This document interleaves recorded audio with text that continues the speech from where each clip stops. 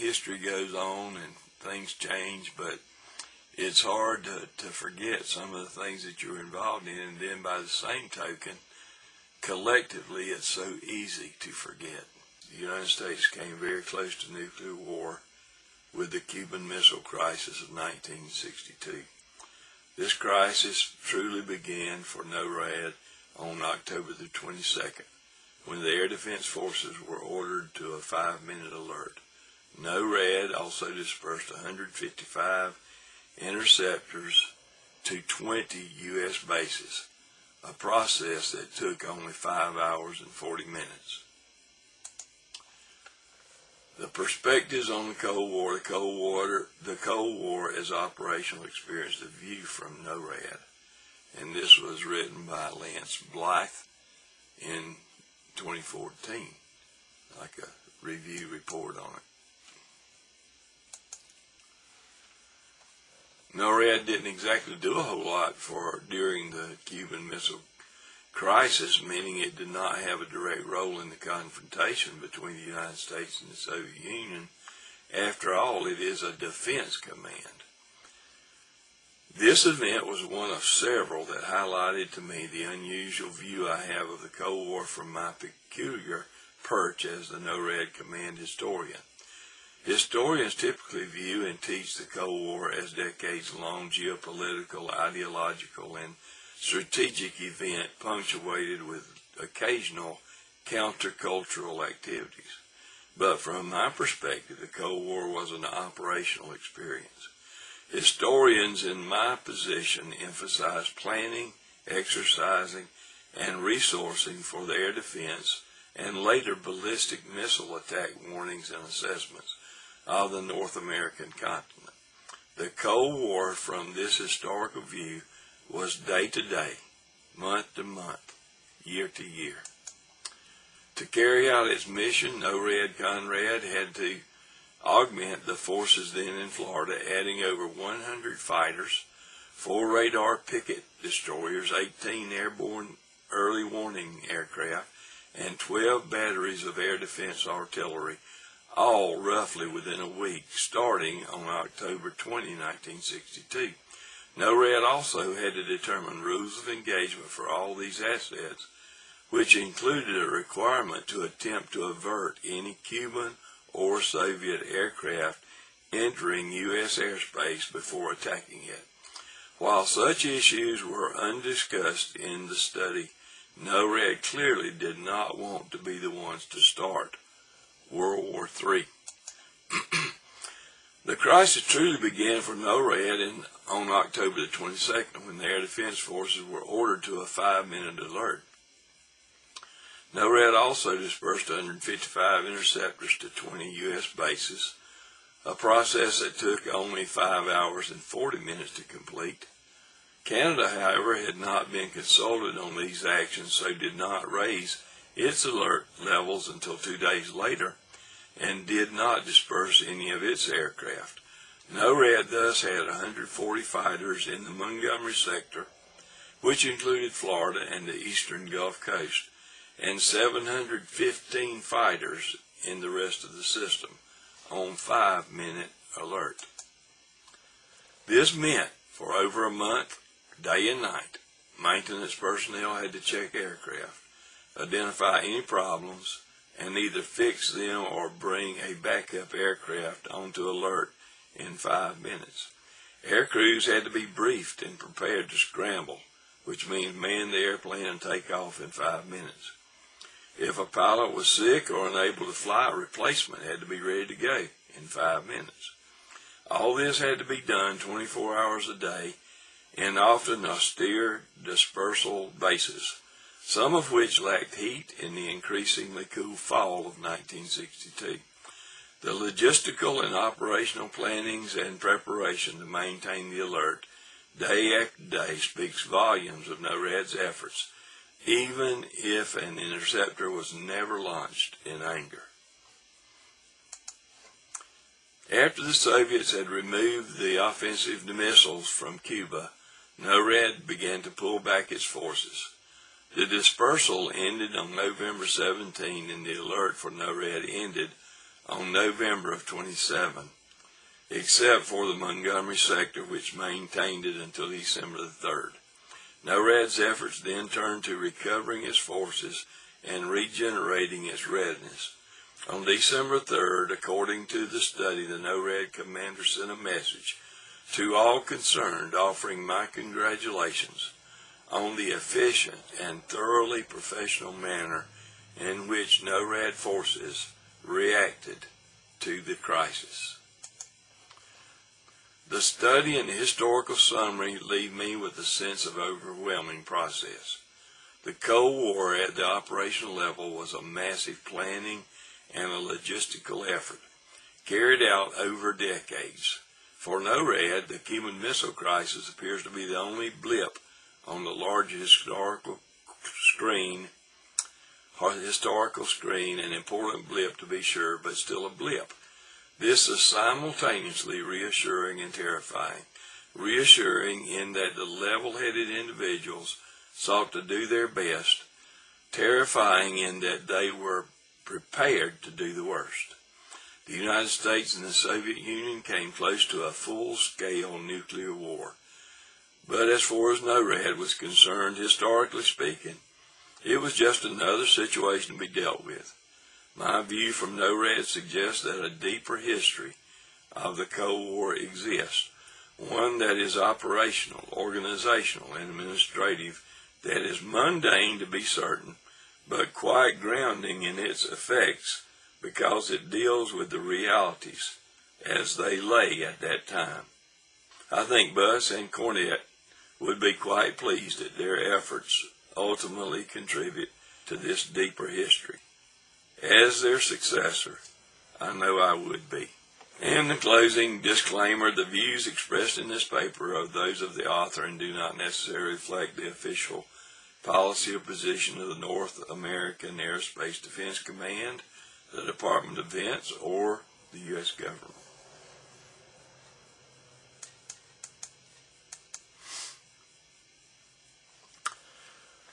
October 1962, the President of the United States, John F. Kennedy, announced the sites capable of launching Soviet missiles on the United States targets were only 90 miles from the Florida coast. Soviet missile bases in Cuba would thus seriously undermine the effectiveness of the North American Defense NORAD command. President Kennedy ordered the United States Navy to blockade Cuba in order to prevent Soviet ships. He also warned the Soviet Union that the United States would consider any attempt to run the blockade as an act of war. The Royal Canadian Navy and the Royal Canadian Air Force immediately took action to aid the U.S. Navy, establishing the blockade. Although the RCN and the RCAF did not act under specific orders from the federal cabinet, their commanders assumed responsibility for honoring the military commitment to their American allies. The Cold War nearly exploded 50 years ago this week. This was in 2012, when the U.S. learned that the Soviet Union was placing nuclear missiles in Cuba.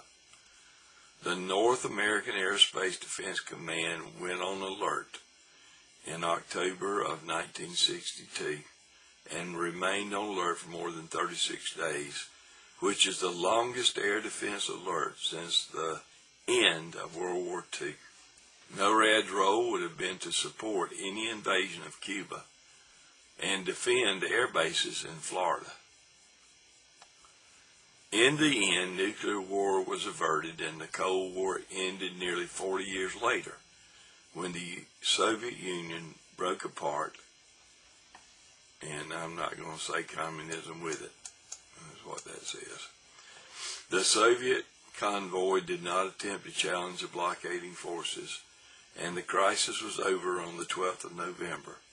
However, the American NORAD commander had immediately ordered DEFCON 3, the state of alert prior to actual war, without consulting or advising Canadian authorities.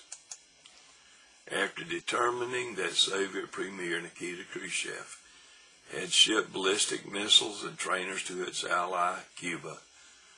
President John F. Kennedy blockaded the island just south of Florida, putting the two superpowers on the brink of nuclear war. Khrushchev ultimately capitulated and dismantled the missiles, while Kennedy disbanded the U.S. missile sites in Turkey.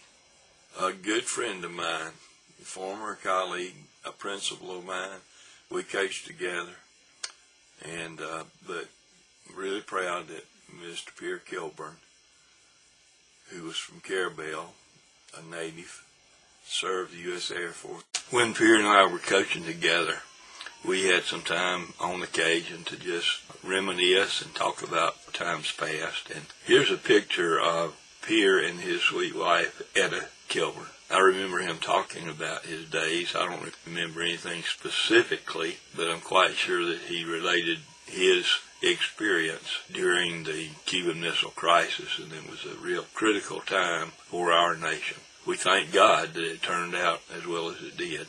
We live in a significant area, don't we? Anyway, I appreciate you staying with me, and I hope that this adds some interest to your life and your memories.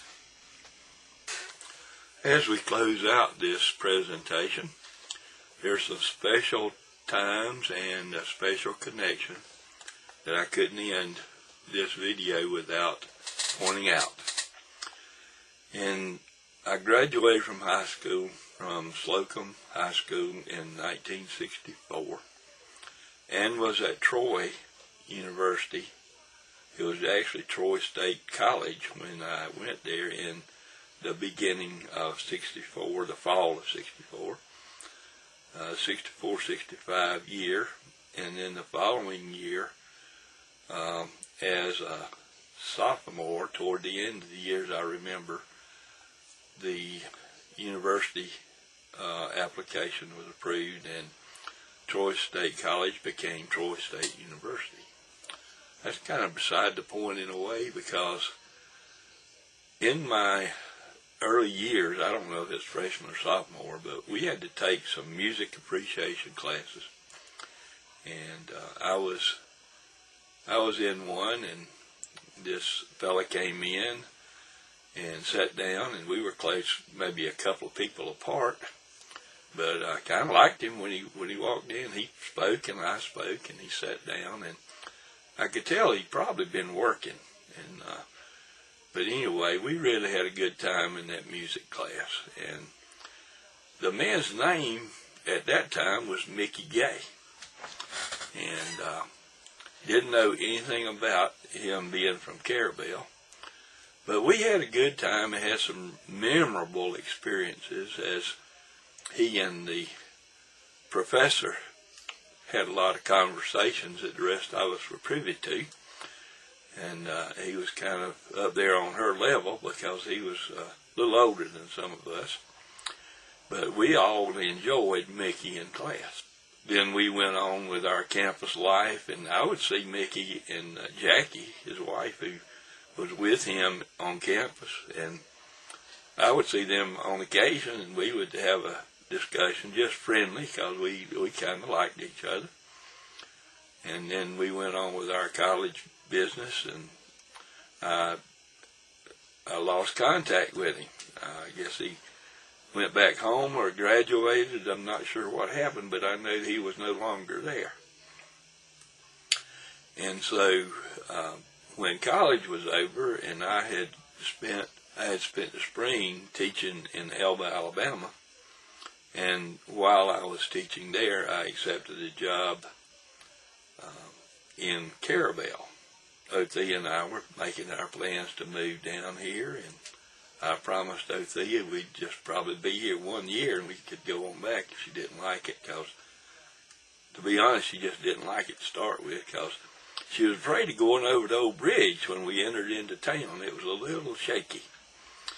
But anyway, we both have fallen in love with Carrabelle, and so it wasn't long after that I was driving down by the river and coming down to the main intersection in town, and I went by, I think it was Everett's store, and I heard somebody, and I saw somebody look familiar, and bless Pat, it was Mickey Gay. And he called out, "Slocum!" And so I pulled over, and we had a talk, and we just had a great time, and I didn't realize until then that Carrabelle was his home.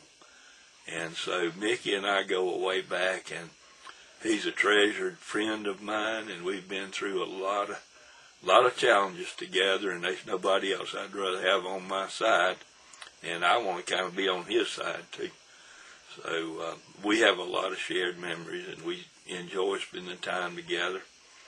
So that's another one of my connections from my earlier days that indicates to me, if I'm the only one that indicates it to, that I came to the right place when I came to Franklin County and Carrabelle.